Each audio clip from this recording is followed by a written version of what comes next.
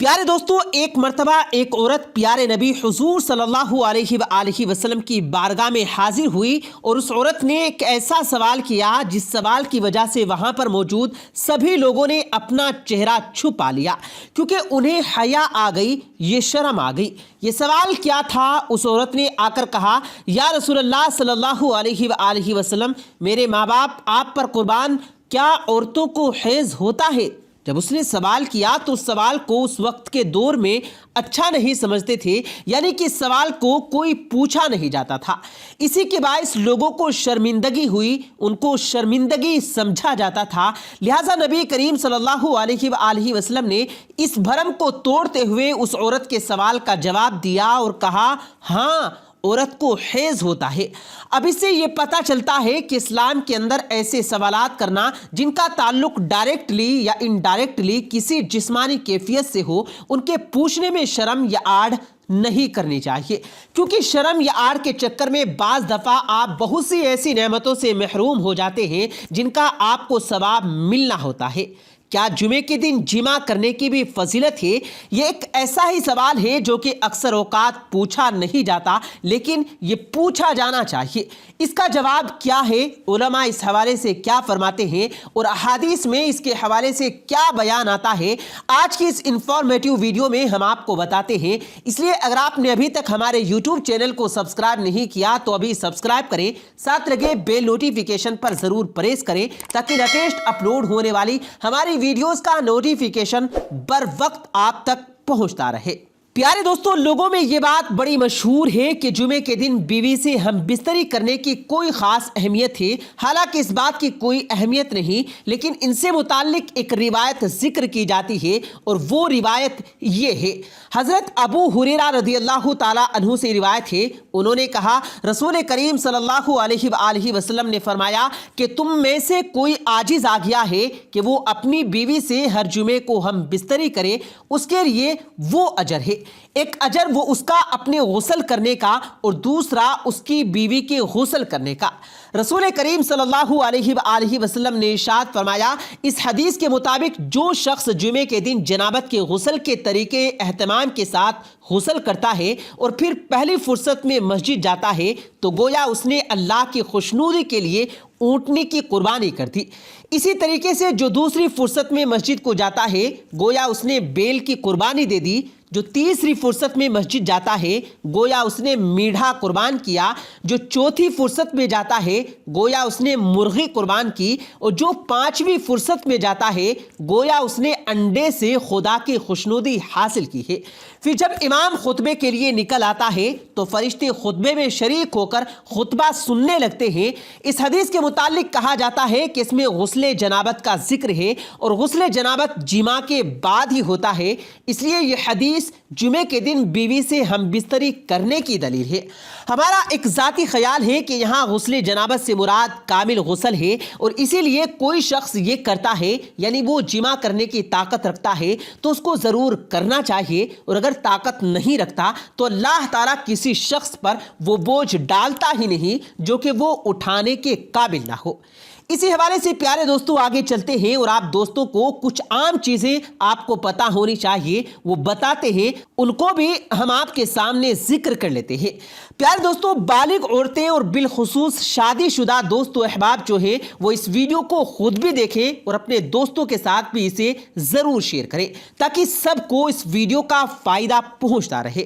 ایک معاملہ کچھ یوں ہے کہ نبی کریم صلی اللہ علیہ وآلہ وسلم سے جب نکاح کی جو سنت ہے اس کو جب آپ نے ادا کیا، اس کے بعد آگے سے آگے بڑھاتے گئے، یعنی کہ آپ کو پتا ہوگا اس بارے میں، شاید آپ نے کہیں پڑھا ہو یا ذکر بھی سنا ہوگا کہ جب کسی انسان کو دنیا کے اندر شادی کے حوالے سے کوئی پوچھتا ہے تو بندے کا جواب یہ ہوتا ہے کہ کیا میرے پاس اتنا مال، اتنی دولت ہے کہ میں شادی کر سکوں؟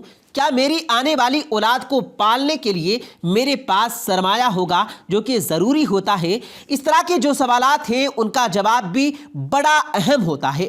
اب اس جواب کا اگر میں ذکر کروں، آپ دوستوں کے ساتھ شیئر کرتے چلیں کہ دیکھیے اللہ تبارک و تعالیٰ کی ذات نے قرآن کریم میں فرمایا کہ اولاد کو اس ڈر سے قتل نہ کرو کہ وہ تمہارے دسترخوان میں تمہاری شراکت دار بن جائے۔ جو ایسا کرتا ہے تو بنیادی طور پر اللہ پر تقوی نہیں کرتا، وہ خدا پر بھروسہ نہیں کرتا۔ اس کو یہ لگ رہا ہے کہ شاید وہی اپنے بچوں کو پال رہا ہے، کھلا رہا ہے۔ ایسا نہیں، انسان کی اتنی اوقات نہیں کہ وہ کسی کو کھلا پلا سکے۔ پیارے دوستو، یہ بات مشہور ہے کہ جمع جو ہے وہ انسان کی آنے والی نسلوں کو کنٹرول کر رہا ہوتا ہے۔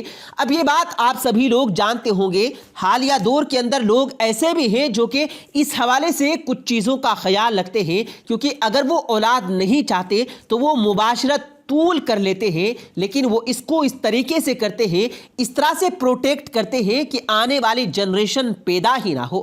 اب ایک اہم بڑی چیز ہے، اس حوالے سے لوگ سوال بھی کرتے ہیں، تو علماء جو ہے وہ کہتے ہیں یہ طریقہ غلط نہیں ہے، کیونکہ جو اب کے وقت میں استعمال ہوتے ہیں یہ پروٹیکشن اور یہ ساری چیزیں تو دور جدید کی چیزیں ہیں۔ جس طرح ہم بجلی استعمال کرتے ہیں، موٹر کار استعمال کرتے ہیں، لیکن اگر غور کیا جائے پرانی باتوں پر، جس طرح موٹر کار سے لوگ پہلے گھوڑوں پر سفر کرتے تھے، اسی طریقے سے اس عمل کو بھی، یعنی آگے اولاد کو پیدا کرنے کے عمل کو بھی روکنے کے لیے لوگ اس وقت بھی چند ایسی تدابیر استعمال کرتے تھے جنہیں آج بھی استعمال کیا جاتا ہے۔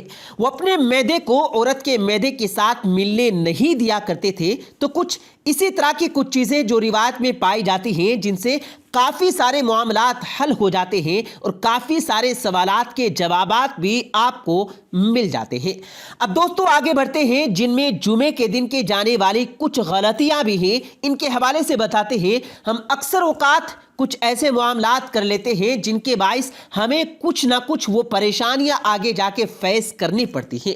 سیدنا عبداللہ عمر رضی اللہ تعالی عنہ اور سیدنا ابو ہریرہ رضی اللہ تعالی عنہ نے ایک حدیث بیان کی، جس میں نبی کریم صلی اللہ علیہ وآلہ وسلم سے سنا، آپ اپنی لکڑیوں کے منبر سے فرما رہے تھے کہ اے لوگو، جمعہ چھوڑنے سے باز آ جاؤ، اللہ تبارک و تعالیٰ ان کے دلوں پر مہر لگا دے گا کہ وہ غافلوں میں سے ہو جائیں گے۔ یعنی اگر جمعے کی نماز چھوڑتے ہیں تو آپ کے لیے بھی وعید ہے، آپ جمعے کی نماز ہرگز مت چھوڑیے، ورنہ آپ کے سینوں پر مہر لگا دی جائے گی۔ سیدنا ابو ہریرہ رضی اللہ تعالیٰ عنہ روایت کرتے ہیں کہ نبی کریم صلی اللہ علیہ وآلہ وسلم نے ارشاد فرمایا کہ جمعے والے دن آتا ہے تو فرشتہ مسجد کے دروازے پر رک کر مسجد میں آنے جانے والوں کے نام لکھتے ہیں۔ سب سے پہلے آنے والے کا نام اونٹ کی قربانی دینے والے کے حصے میں لکھا جاتا ہے، اس کے بعد آنے والے کو بیل کی قربانی کی طرح، اسی طرح سے پہلے بھی حدیث بیان کی، بالکل اسی طرح، یعنی جو جتنا لیٹ آتا ہے اس کا ثواب کا درجہ بھی اتنا ہی کم ہو جاتا ہے۔ تو پیارے دوستو، کوشش کریں کہ جلد از جلد آپ جمعے کی نماز کے لیے مسجد میں فوراً تشریف لے جائیں، تاکہ آپ مکمل ثواب کے حقدار بن سکیں۔ اللہ تبارک و تعالیٰ سے دعا ہے کہ اللہ تبارک و تعالیٰ ہم سب کو جمعے کی ادائیگی صحیح طریقے سے ادا کرنے کی توفیق دے۔ آمین ثم آمین۔